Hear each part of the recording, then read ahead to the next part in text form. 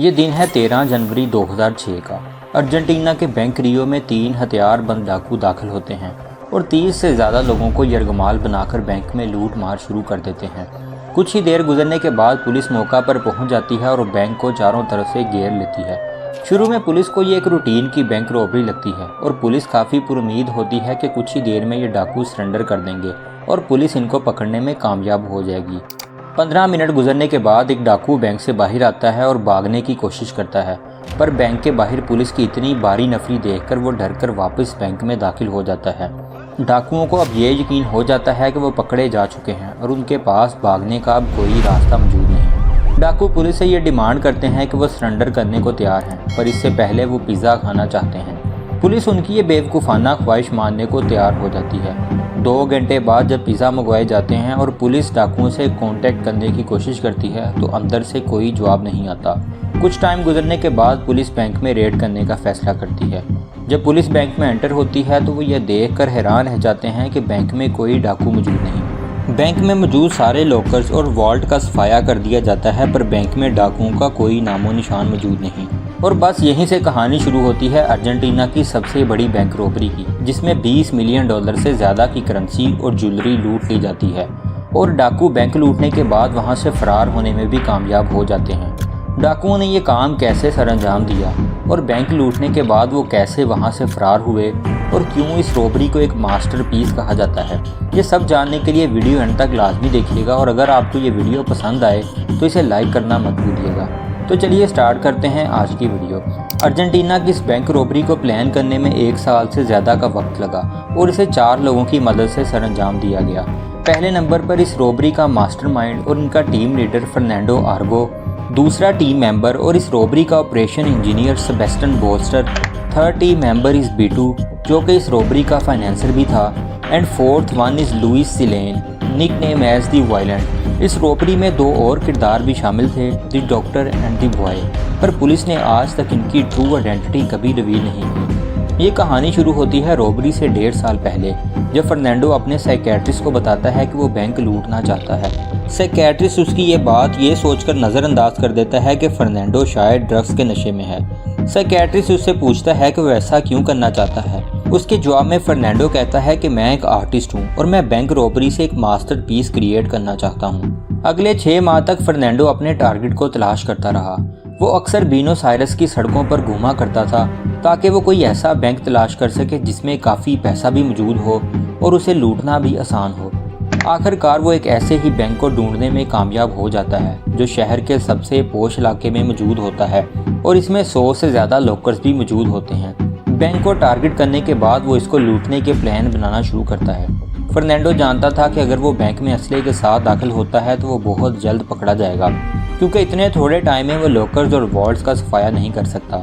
फिर वो बैंक के अंडरग्राउंड एक टनल बनाने का सोचता है। वो प्लान करता है कि एक ऐसी टनल बनाई जाए जो वॉल्ट के नीचे जाकर खुलती हो और वो रात के किसी पहर इसमें दाखिल होकर इसका सफाया कर सके। अभी वो ये प्लान कर ही रहा होता है कि एक दिन वो बैंक के सामने वाली रोड पर एक गटर का ढक्कन खुला हुआ देखता है। बारीकी से जायजा लेने पर उसे पता चलता है कि 20 फीट चौड़ी ये सीवरेज लाइन बैंक के नीचे से गुजर कर जाती है। वो एक दिन इस सीवरेज लाइन में दाखिल होकर इसका मुकम्मल जायजा लेता है। इस सीवरेज लाइन पर हर 10 मीटर के बाद एक ओपनिंग थी और ये सीवरेज लाइन बैंक के बिल्कुल नीचे से गुजर कर जाती थी। उसे बस अब एक टनल खोदना थी, एक ऐसी टनल जो सीवरेज लाइन को बैंक से कनेक्ट कर सके। वो ये काम अकेले नहीं कर सकता था और इस काम को सरअंजाम देने के लिए उसने अपने दोस्त सेबेस्टियन से रब्ता किया। सेबेस्टियन, जिसे इंजीनियर भी कहा जाता था, ये इलेक्ट्रिकल और मैकेनिकल इंस्ट्रूमेंट्स में काफ़ी माहिर था। फर्नांडो ने अपने दोस्त से सारा प्लान डिस्कस किया और सेबेस्टियन ये प्लान सुनकर उस पर आमादगी जाहिर कर देता है। अब इन दोनों को मिलकर ये टनल बनाना थी और इसके लिए इनको कुछ ऐसे इंस्ट्रूमेंट्स की ज़रूरत थी जो बिना आवाज़ के ये काम कर सके। इन दोनों के पास इन मशीन्स को खरीदने के लिए कोई पैसे मौजूद नहीं थे। यहाँ पर सेबेस्टियन ने फर्नांडो की मुलाकात एक डॉक्टर नामी कैरेक्टर से करवाई। डॉक्टर जो कि आगे चलकर इस रॉबरी का कोऑर्डिनेटर भी बना, पर इसकी ट्रू आइडेंटिटी कभी पुलिस ने रिवील नहीं की।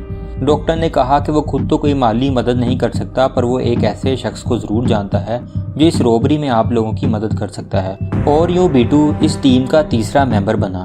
बीटू ने इस रॉबरी के लिए फाइनेंस किया और इन पैसों से फर्नांडो और सेबेस्टियन ने टनल खोदने के लिए मशीन्स खरीदी। इनको प्रिसाइज मेजरमेंट्स के लिए बैंक के ब्लूप्रिंट्स दरकार थे और ये ब्लूप्रिंट्स भी बीटू ने म्यूनसिपैलिटी ऑफिस से चोरी कर लाकर दिए। इनको एक डायगोनल टनल बनाना थी, बिल्कुल ऐसी ही टनल जैसी आप इस तस्वीर में देख सकते हैं। शुरू में इनका प्लान था कि ये रात के वक्त वॉल्ट में दाखिल होंगे और सारा माल लूट कर गायब हो जाएंगे। जब इन्होंने बैंक के सिक्योरिटी सिस्टम का जायजा लिया तो इन्हें पता चला कि बैंक में थर्मल डिटेक्टर्स और मोशन सेंसर्स मौजूद हैं और अगर ये किसी सूरत बैंक में दाखिल हो भी गए तो सिक्योरिटी सिस्टम फौरन अलर्ट हो जाएगा और कुछ ही देर में ये पकड़े जाएंगे। यहाँ फर्नांडो के जहन में एक और प्लान ने जन्म लिया। उसने अपने दोनों प्लान्स को मिक्सअप किया।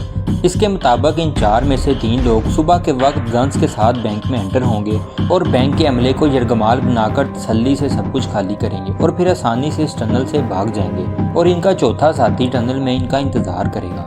आखिरकार 1 साल की मेहनत और प्लानिंग के बाद इन्होंने अपने प्लान को इम्प्लीमेंट करने का फैसला किया। 13 जनवरी की सुबह 11 बजे फर्नांडो, बीटू और लुइस बैंक में एंटर होते हैं और वहां मौजूद 30 से ज़्यादा लोगों को यरगमाल बना लेते हैं।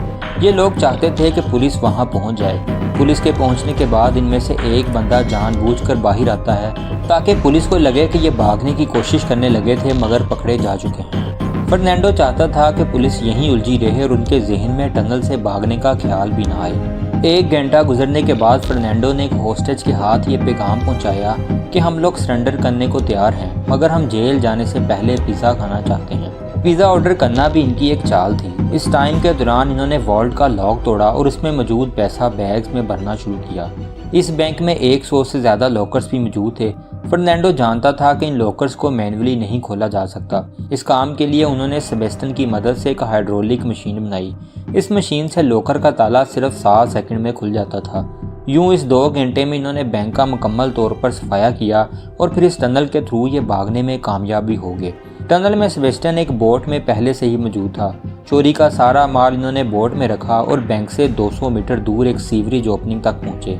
इस सीवरेज ओपनिंग के ऊपर इनका एक 5वां साथी, जिसे दी बॉय के नाम से पुकारा जाता था, पहले से ही अपनी वैन में खड़ा इनका इंतजार कर रहा था।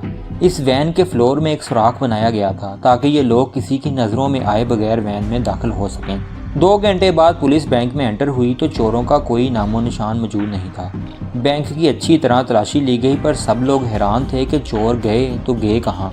वॉल्ट की दीवार के साथ लगी जब एक कैबिनेट को हटाया गया तो पुलिस की आंखें खुली की खुली रह गईं। दीवार में एक सुराख मौजूद था और इसके नीचे एक टनल जो सीधा नीचे सीवरेज लाइन तक जाती थी। ये चारों बैंक लूट कर फरार हो चुके थे और लूट की रकम भी आपस में बांट ली गई और इन्होंने आपस में फैसला किया कि ये लोग कभी ना एक दूसरे से मिलेंगे और ना ही कभी कांटेक्ट करने की कोशिश करेंगे। कुछ महीने गुजरने के बाद जब बीटू की वाइफ को इस रॉबरी के बारे में पता चला तो उसने अपना हिस्सा मांगना शुरू कर दिया। बीटू ने गुस्से में आकर उसे इनकार कर दिया और उसकी वाइफ ने पुलिस को इस सारी रॉबरी के बारे में आगाह कर दिया। ये लोग कभी भी पकड़े ना जाते अगर बीटू की वाइफ जेलसी में आकर पुलिस को इन्फॉर्म ना करती। बीटू की गिरफ्तारी के बाद बाकी के 3 लोगों को भी ट्रैक किया गया। गिरफ्तार हुए, मुकदमा चला पर लूट की रकम कभी बरामद ना हो सकी। फर्नांडो और सेबेस्टियन को 9 साल जबकि लुइस और बीटू को पुराने क्रिमिनल रिकॉर्ड की वजह से 15-15 साल की सज़ा सुनाई गई। हाँ, अलबत्ता इनके अच्छे बिहेवियर की वजह से इनकी सज़ा को महज 2 साल बाद ही माफ़ कर दिया गया और ये जेल से बाहर आ गए। इस बैंक रॉबरी पर बहुत सी मूवीज़ भी बनाई गई हैं। आप चाहें तो इन मूवीज़ को इंटरनेट पर जाकर देख सकते हैं। दोस्तों, ये तो थी अर्जेंटीना की सबसे बड़ी बैंक रॉबरी की कहानी। आपको ये वीडियो कैसी लगी है कमेंट सेक्शन में ज़रूर बताइएगा और मज़ीद ऐसी ही वीडियोस देखने के लिए हमारे चैनल को सब्सक्राइब करना मत भूलिएगा। शुक्रिया।